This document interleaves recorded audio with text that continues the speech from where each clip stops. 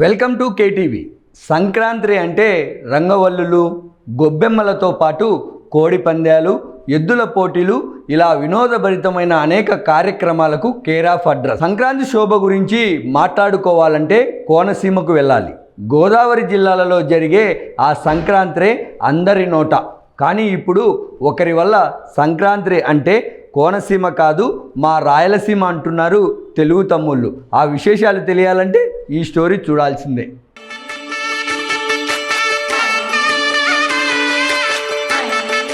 రంగవల్లులు, గొబ్బెమ్మలు, హరిదాసు కీర్తనలకు తోడు కత్తి కట్టిన కోడిపుంజుల పోరు, అక్కడ జరిగే మ్యూజికల్ పార్టీలతో సందడి అంతా ఇంతా కాదు.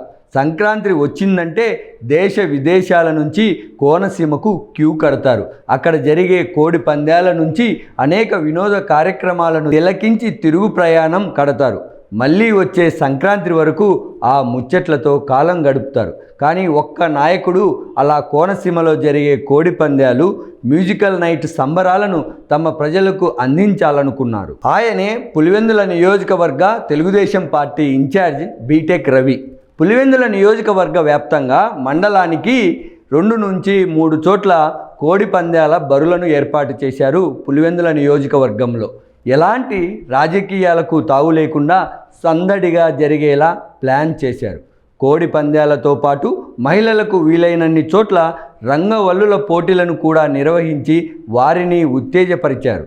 బీటెక్ రవి తమ సతీమణితో ఆ కార్యక్రమాలలో భాగస్వామ్యమయ్యేలా ప్లాన్ చేశారు. తానే కాకుండా తన టీం మొత్తాన్ని సంక్రాంతి పండుగను పులివెందుల నియోజకవర్గ ప్రజలు గుర్తుంచుకునేలా ప్లాన్ చేశారు.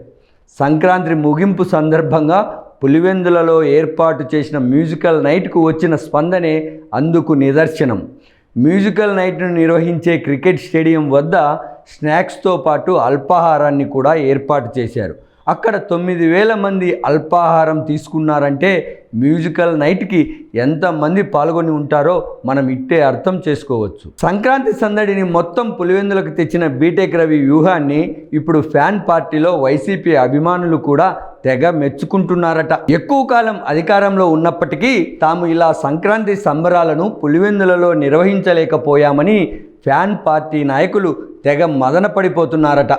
సంక్రాంతి శోభను కోనసీమ నుంచి రాయలసీమకు తెచ్చి అందున పులివెందులలో నిర్వహించి ఆ క్రెడిట్ మొత్తాన్ని బీటెక్ రవి కొట్టేశాడని యమా బాధపడుతున్నారంట ఫ్యాన్ అభిమానులు. ఇంత పెద్ద ఎత్తున నిర్వహించిన మ్యూజికల్ నైట్లో సతీ సమేతంగా వేదికపైకి వెళ్ళిన బీటెక్ రవి ఎలాంటి రాజకీయ ప్రసంగాలు చేయకుండా సంక్రాంతి శుభాకాంక్షలు తెలిపి కార్యక్రమాన్ని కొనసాగించడం పట్ల అన్ని వర్గాలలో హర్షాతిరేకాలు వ్యక్తమవుతున్నాయి. బీటెక్ రవిలో రోజుకు రాజకీయ పరిణతి పెరుగుతోందని రాజకీయ విశ్లేషకులు కూడా మెచ్చుకుంటున్నారు.